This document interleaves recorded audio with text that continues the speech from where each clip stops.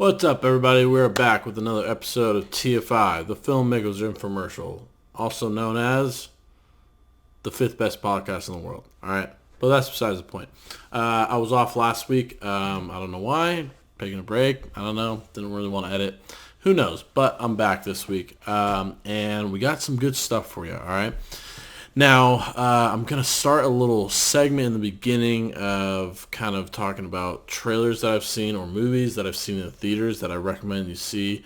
It won't count as the recommendation of the three movies that I normally give.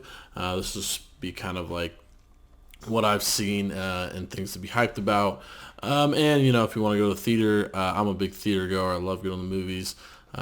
But, you know, if you like to go to the movies, there's a crazy slate, in my opinion, of films coming out in theaters this year. I think I counted like 20 to 25 movies that I'm planning on seeing in theaters.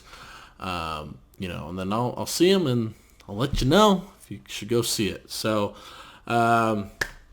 So this past weekend, I saw the opening weekend of Fantastic Beasts: The Secrets of Dumbledore. Now, I am a big fan of Harry Potter. Love Harry Potter. Seen probably every movie at least like 4 or 5 times.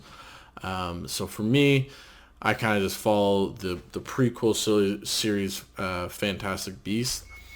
That is the pizza in the background that just went off.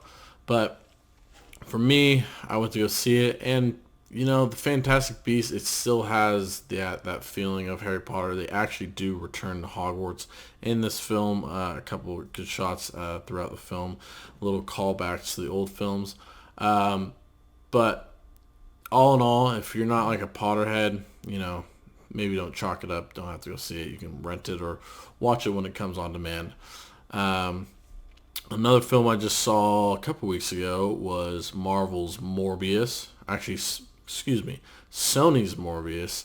To be honest, it's kind of gotten ripped apart in reviews and Rotten Tomatoes. Tomato score is very low. Audience score is very high, though. I'm a Marvel fan. I like watching these movies. To be honest, it had a lot of potential. Watching it through the first half, I was like, you know, it's good potential. It's going to see what happens. Kind of anticlimactic at the end, to be honest. Obviously, with any of these superhero movies, they got really good CGI, so like, you know, can't really go wrong there. But again, you know, maybe just, you know, you could probably wait to see this one come out, you know, on demand or rent it.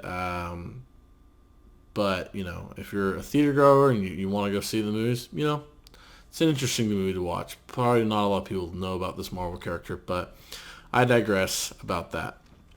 Now, quickly, before we jump into it, Stranger Things Season 4 trailer dropped last Thursday, I think.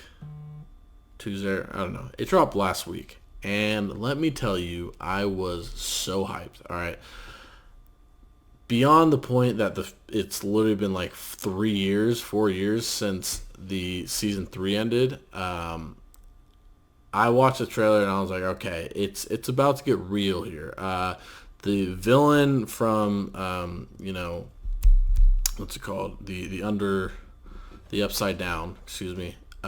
He looks very menacing and creepy, and you know, it's going to be interesting to see the dynamic that plays out in the show in season 4, because obviously this is the first time we're seeing all parties separated. They're not all together in a group. You know, we're seeing how they're going to kind of, you know, adapt and probably come together in the season finale and defeat someone. I don't know. It looked bonkers. I'm stoked to see it. If you're a Stranger Things fan, I'm guessing you're probably stoked to see it as well.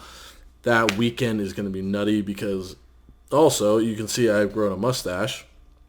That weekend that comes out is also the weekend of Maverick, Top Gun Maverick. So why am I growing the mustache? Well, let's just say your boy's going to opening weekend because I'm going to watch some fighter jets just rip through the skies, all right? But nonetheless, I digress. Let's just hop right into this week. And yeah, I got you 3 more on the billing right now. So Let's see here. Okay, so first we have a movie called In the Shadow of the Moon. Came out in 2019. It's about 2 hours long. It's on Netflix. It's I believe, a Netflix original movie.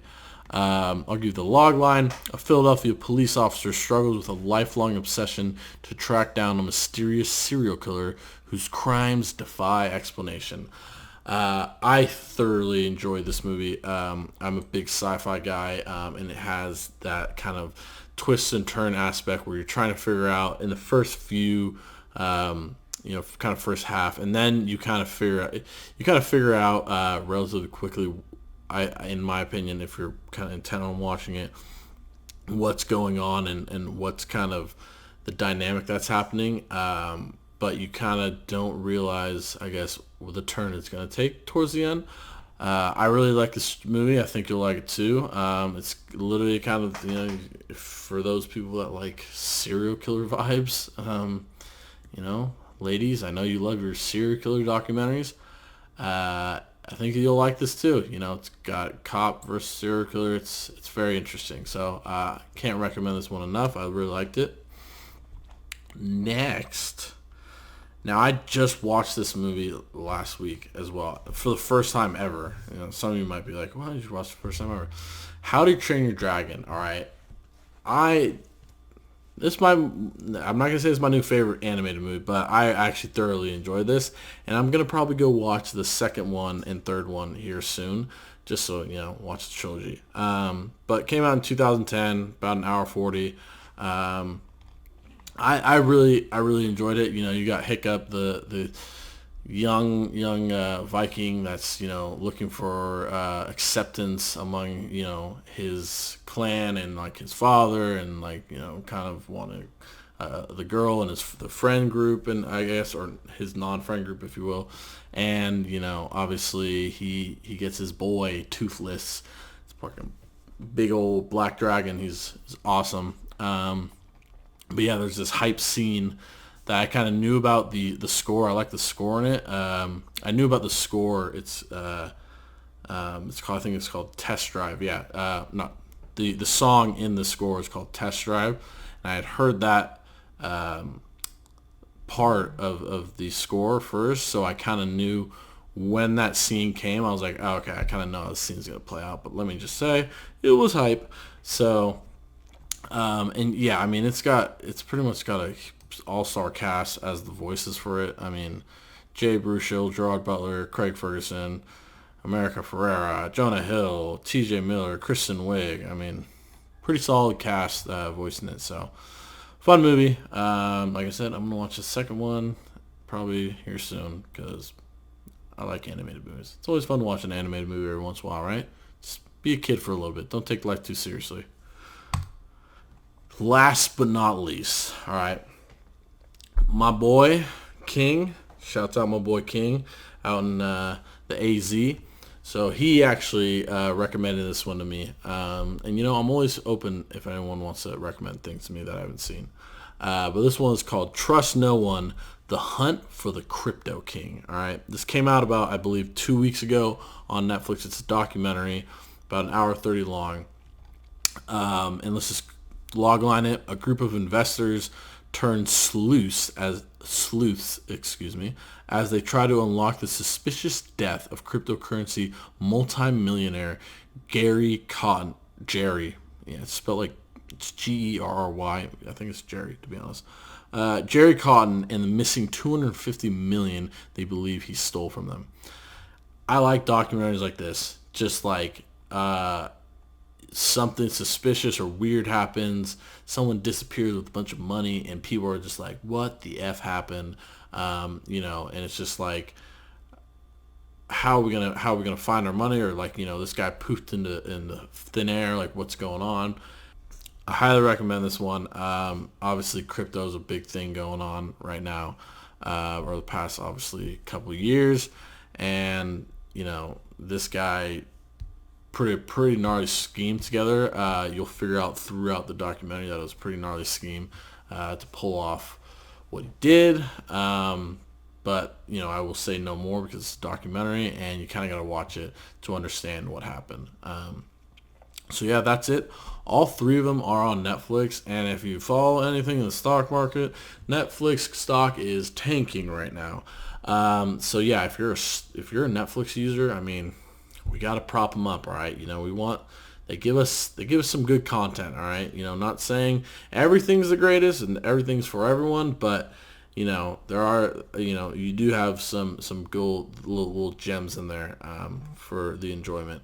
So yeah, if you're in the stock market, you better get out. I mean, it's probably too late to get out of Netflix, but I mean, it cratered about like $150 today alone, and I think since November of last year, it has dropped about like $400. So yeah, they've lost billions and billions and billions of dollars. But this isn't an investor show. This is a film show. So that's all I got for you. Like, comment, subscribe. Like I said, you got any suggestions for me? Let me know. I'll watch it if I haven't seen it. And I might shout you out on a little recce, So have a good week, guys, and I'll see you next week.